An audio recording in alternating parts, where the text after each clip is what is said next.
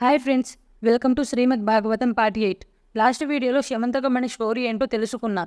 ఈ వీడియోలో నరకాసురుడి సంహారం ఎలా జరిగిందో, అసలు నరకాసురుడిని చంపింది ఎవరో ఈ వీడియోలో తెలుసుకుందాం.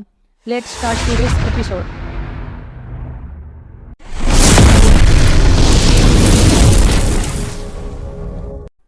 శుకయోగీంద్ర పరీక్షణ్ మహారాజుతో నరకాసురుడి వధ గురించి ఈ విధంగా చెప్తున్నాడు. రాజేంద్ర, భూదేవి కుమారుడు నరకుడు. వీడు తనకున్న గర్వంతో అదితి కుండలాలు హరించాడు. వరుణదేవుని చక్రం అపహరించాడు. మణిపర్వతం ధ్వంసం చేశాడు. ఈ బాధలు భరించలేక దేవేంద్రుడు వచ్చి వాసుదేవునికి మొరపెట్టగా ఆయన నరకాసుర సంహారానికి అంతా సిద్ధం చేయించాడు. ఆయన బయలుదేరుతుండగా సత్యభామ వచ్చి చిరునవ్వుతో, స్వామి, మీరు రాక్షసులెందరినో ఓడించారని వినడమే కానీ చూసే అదృష్టం కలగలేదు. ఈసారి నేను మీతో వచ్చి చూస్తానంది. అక్కడ చూసినదంతా నీ రాణులందరికీ చెప్పాలని ఉందని అడిగింది. అప్పుడు కృష్ణుడు నవ్వుతో, ఓ భామామణి, యుద్ధరంగంలో 9 ఘంకారాలుండవు, మత్తెబ గింకారాలు తప్ప. అప్పుడే వికసించే పూల మీది పుప్పోడి కనబడదు. తీవ్ర వేగంతో సాగే గుర్రాల డెకలతో రేగే దుమ్ము తప్ప చిన్న చిన్న కెరటాల సరోవరాలుండవు. బాణవర్షమే, రాజ్యహంసల పరస్వనాలుండవు, వీర గర్జనాలే. అటువంటి చోటికి నీ వంటి సుకుమారులు రాకూడదు అని చెప్పాడు. అయినా సత్యభామ వినలేదు. మరీ చెప్పి ప్రయోజనం ఉండదని చెప్పి అంగీకరించి గరుడ వాహనంపై వాసుదేవుడు నరకాసురుని రాజధాని ప్రాగ్జ్యోతిషం మీద దాడికి బయలుదేరాడు. ప్రాగ్జ్యోతిష నగరానికి రక్షగా ఉన్న గోడలను ధ్వంసం చేసి మురాసురుడు పన్నిన పాశాలను కూడా చిన్నాభిన్నం చేసి పాంచజన్యం పూరించగా మురాసురుడు నిద్రలేచి నిశిత శూలంతో గరుత్మంతుని వేధించబోగా దానిని వాసుదేవుడు అవలీలగా చేతబట్టి 3 ముక్కలు చేసి విసిరేశాడు. తర్వాత బాణవర్షం కురిపించగా వాడు కోపంతో గదాదండం విసిరాడు. తీవ్ర వేగంతో వచ్చే ఆ గదను తన గదాదండంతో ముక్కలు చేసి వాని 5 తలలను చక్రంతో ఖండించాడు. అది విని వాడి కుమారులు 7 మీదికి రాగా అందరినీ ముక్కలు ముక్కలు చేశాడు వాసుదేవుడు. వార్త వింటూనే నరకాసురుడు అతి వేగంతో రణరంగానికి వచ్చి ఎదురుగా గరుడ వాహనం మీద వాసుదేవునితో రణరంగ విశేషాలు చూడడానికి వచ్చిన సత్యభామను కూడా చూశాడు. నరకాసురుడిని చూసిన సత్యభామకు యుద్ధం చేయాలనే కోరిక కలిగింది. జుట్టుముడి బిగించి నడికట్టు గట్టిగా సవరించింది. అలంకారాలన్నీ సరిచేసి పైట చెంగు బొడ్డులో దోపింది. అంత క్షణాలలో ముగించి యుద్ధానికి సిద్ధమైంది. అది చూసి వాసుదేవుడు నవ్వుతూ, భామ, వాడిని గెలవడం కష్టం, నువ్వు వెనక్కిరా అని చెప్పాడు. అయినా కూడా సత్యభామ వినలేదు. సరే అని చెప్పి, ఇదిగో ఈ ధనసందుకో అని బాణం అందించాడు. బాణాన్ని తీసుకున్న సత్యభామ అల్లెతాడు బిగించి నిప్పులు కురిసే కన్నులతో శత్రుసేనను చూస్తూ నారి మోగించింది. ప్రతిపక్షంలోని మత్స్యబాలు సైతం ఆ వింటి మ్రోతకు దద్దరిల్లాయి. భర్త వైపు అనురాగం చూపిస్తూ నరకుడి వైపు ఆగ్రహ వర్షం కురిపిస్తూ సత్యభామ ఇటు శృంగార దేవతల, అటు వీర రౌద్రమూర్తిలా కనిపిస్తోంది. ఆవిడ విడిచే బాణాల ధాటికి ఆగలేక దానవ సేనలు నరకాసురుని వెనక్కిపోగా నరకుడు తీవ్ర రోషంతో బాణం పట్టాడు.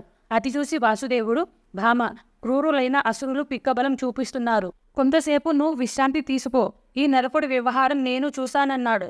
అప్పుడు నరకుడు ముందుకు వచ్చి, ఆడదాన్ని ముందుంచి నువ్వు ఆడదాన్ని వెనక దాక్కున్నావా? దీనిని మగతనం అనరు అంటూ పిచ్చిపూతలు పూస్తున్నాడు.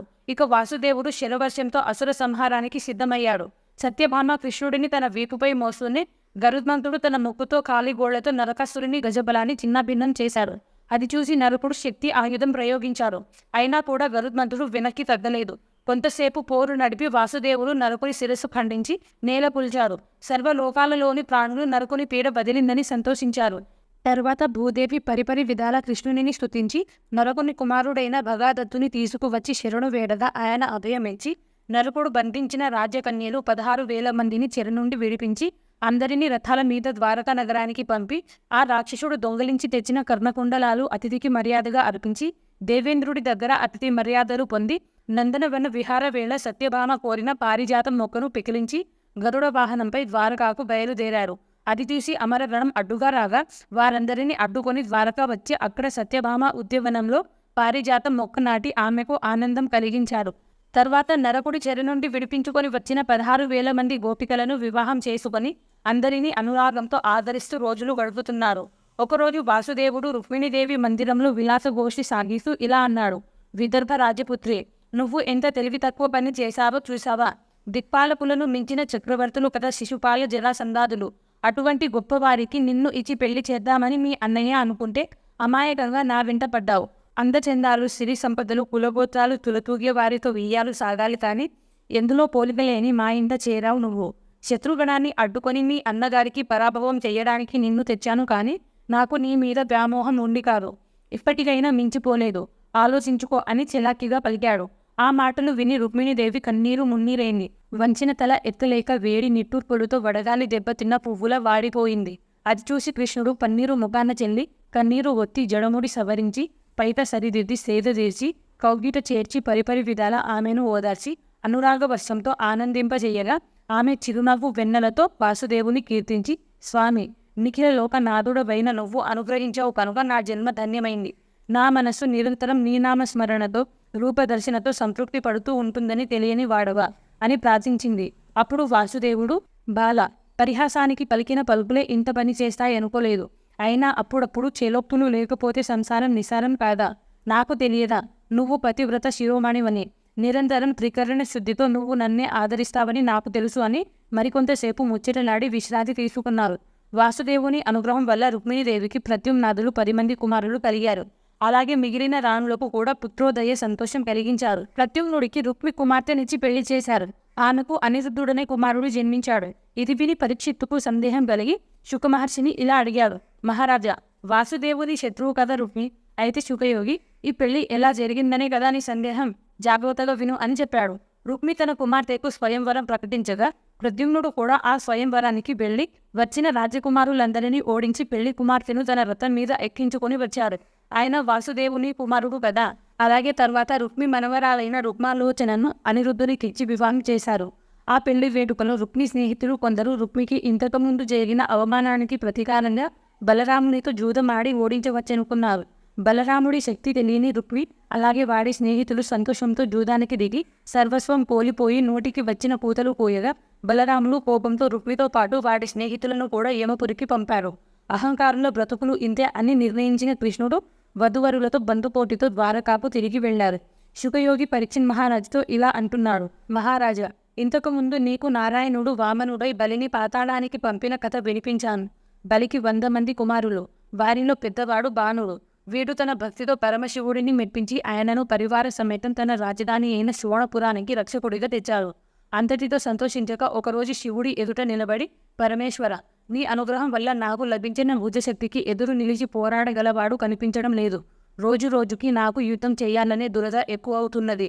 నువ్వు తప్ప నా ఎదుట నిలిచేవాడే లేడా అని చెప్పగా శివుడు కోపంతో, ఓరి మూర్ఖుడా, ఏనాడు నీ రథం మీది జెండా కింద పడుతుందో ఆనాడు నిన్ను గెలిచే వారితో యుద్ధం జరుగుతుంది ఓ అని అన్నాడు. అప్పటి నుండి ఆ జెండా ఎప్పుడు కింద పడుతుందని ఎదురు చూస్తూనే ఉన్నాడు బాణుడు. ఈ బాణాసురుడికి ఉషాదేవి అనే కూతురుంది. ఆ బాలిక అతి మనోహర రూపిణి. సాక్షాత్తు సౌందర్యం అంతా రాశి చేసి ఆ కన్యకను బ్రహ్మదేవుడు సృష్టించారా అన్నట్టు ఉండేది. ఆటపాటలతో కాలం గడుపుతున్న ఆమెకు ఒకరోజు రాత్రి కల వచ్చింది. ఆ కలలో నవమోహనాంగుడు ఆమెను ఆలింగనం చేసుకొని ఆనందింపజేశాడు. తెల్లవారు లేచింది మొదలు కలలో కనబడ్డ సుందరకారుని గురించి ఆలోచిస్తుంది.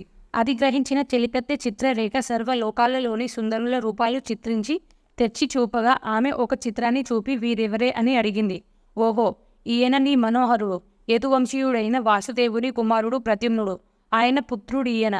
ఇతని పేరు అనిరుద్ధుడు అని ఆకాశ మార్గాన ద్వారకా చేరి మాయా విద్యతో రాత్రికి రాత్రి అనిరుద్ధుని తెచ్చి ఉషాదేవి ఎదురు చూస్తున్న అంతఃపురంలో హంసతూలిక తల్పం మీద వదిలి వెళ్ళింది.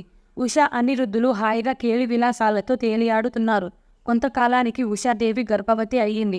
అది కనిపెట్టిన అంతఃపుర రక్షకులు హుటాహుటి బాణుని చేరి పాదాల మీద పడి విషయం చెప్పగా బాణాసురుడు తన యోధులను పంపాడు. యదువంశ వీరుడు శత్రువులందరినీ కడతేర్చగా బాణుడు కోపంతో నాగపాశంతో అనిరుద్ధిని బంధించాడు. అదే సమయంలో వాడి రథం మీది జెండా కింద పడింది. అది చూసి బాణుడు ఇంతకాలానికి నాకు యుద్ధ దురదను తీర్చే వీరుడు వస్తున్నాడని సంతోషంతో ఎదురు చూస్తున్నాడు. ద్వారకాలో ఉన్న వారందరూ అనిరుద్ధుడు కనిపించకపోవడంతో బాధపడుతున్నారు. ఒకనాడు నారదుడు వచ్చి అనిరుద్ధుని గురించి చెప్పగా బాణాసురుడి మీదికి యుద్ధానికి బయలుదేరాడు కృష్ణుడు. తర్వాత ఏం జరిగిందో తెలుసుకోవాలంటే వెయిట్ ఫర్ పార్ట్ 9. వీడియో నచ్చితే లైక్ చేసి కామెంట్ చేయండి అండ్ మన ఛానల్ని సబ్స్క్రైబ్ చేసుకొని వీడియోని షేర్ చేయండి. Thanks for watching.